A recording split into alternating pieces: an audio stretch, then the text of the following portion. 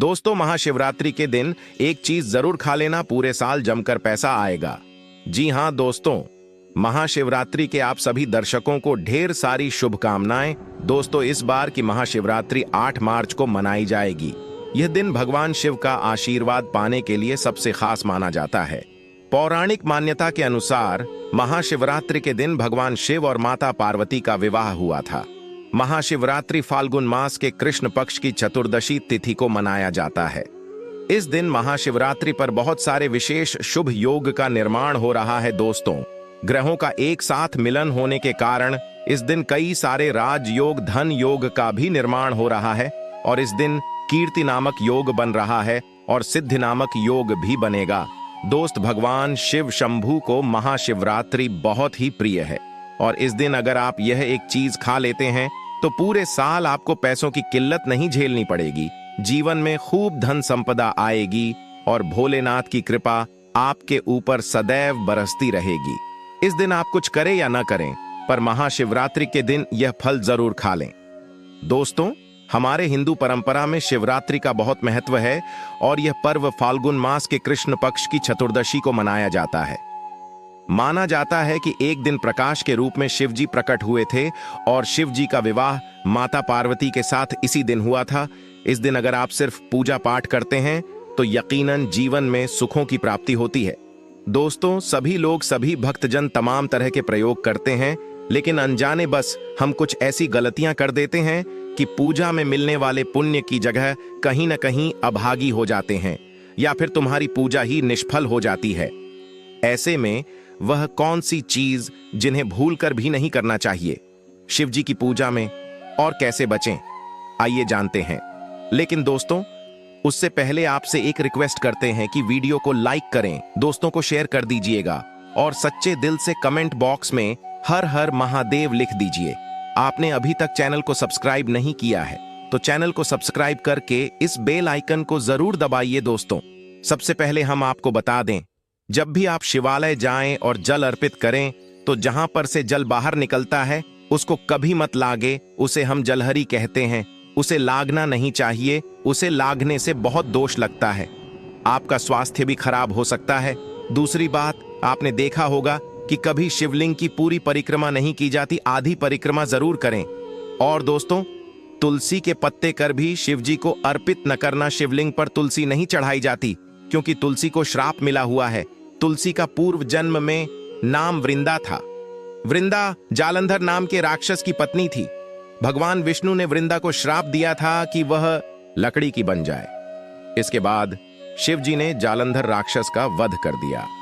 वृंदा को यह बात पता चली तो उसने स्वयं को अग्नि के हवाले कर दिया।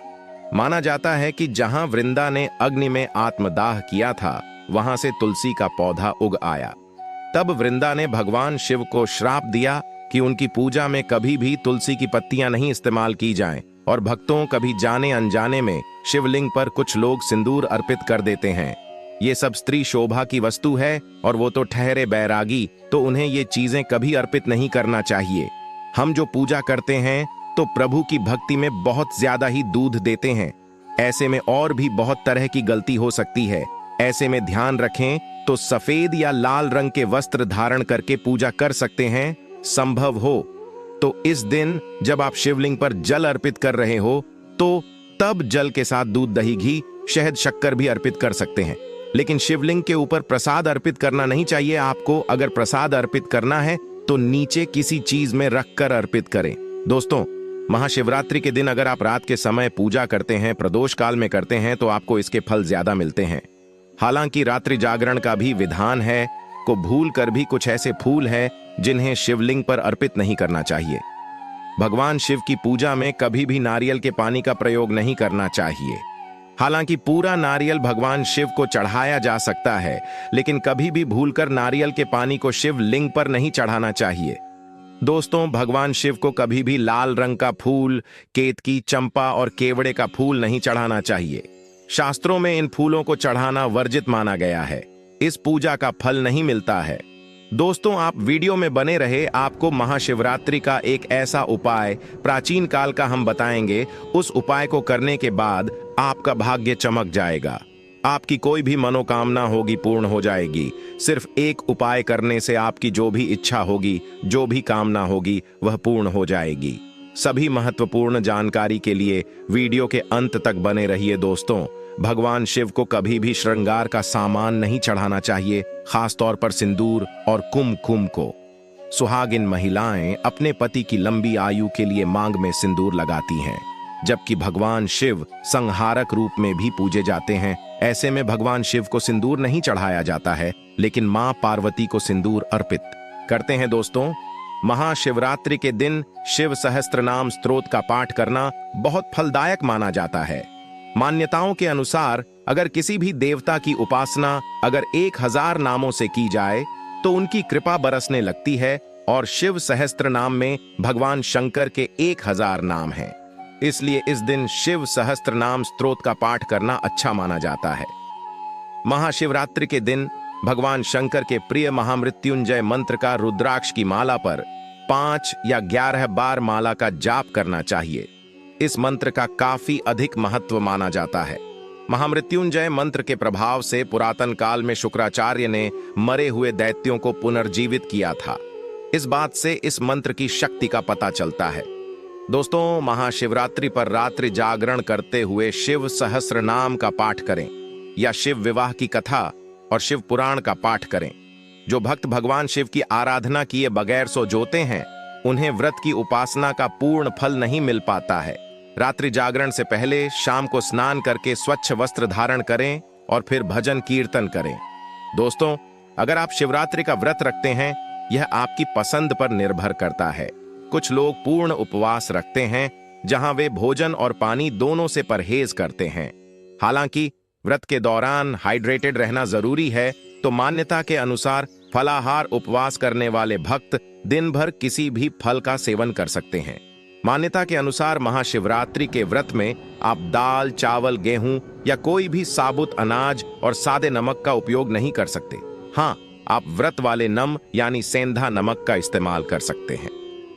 दोस्तों, इस बार महाशिवरात्रि के दिन श्रवण नक्षत्र का साक्षी सर्वार्थ सिद्धि योग, अमृत योग एवं त्रयोदशी प्रदोष का योग बना है, जो शिव भक्तों के लिए बेहद फलदायी होगा। यह संयोग अत्यंत दुर्लभ है। इस संयोग में भगवान शिव के रुद्राभिषेक का पाठ करें। शिव विशेष वरदान देते हैं। पौराणिक मान्यता के अनुसार जो व्यक्ति वर्ष भर कोई व्रत उपवास नहीं रखता है और वह मात्र महाशिवरात्रि का व्रत रखता है, तो उसे पूरे वर्ष के व्रतों का पुण्य प्राप्त हो जाता है। शिवरात्रि पर 4 प्रहर की पूजा अत्यंत फलदायी होती है। शिवरात्रि पर 4 प्रहर की पूजा से सभी प्रकार की कामनाएं पूर्ण होती हैं।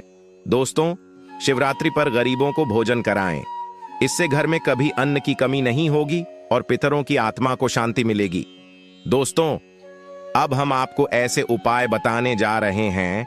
वह उपाय शिवरात्रि के दिन आपको अवश्य करने चाहिए। उससे आय में वृद्धि होती है, हर मनोकामना पूर्ण हो जाती है, हर कार्य सिद्ध हो जाते हैं।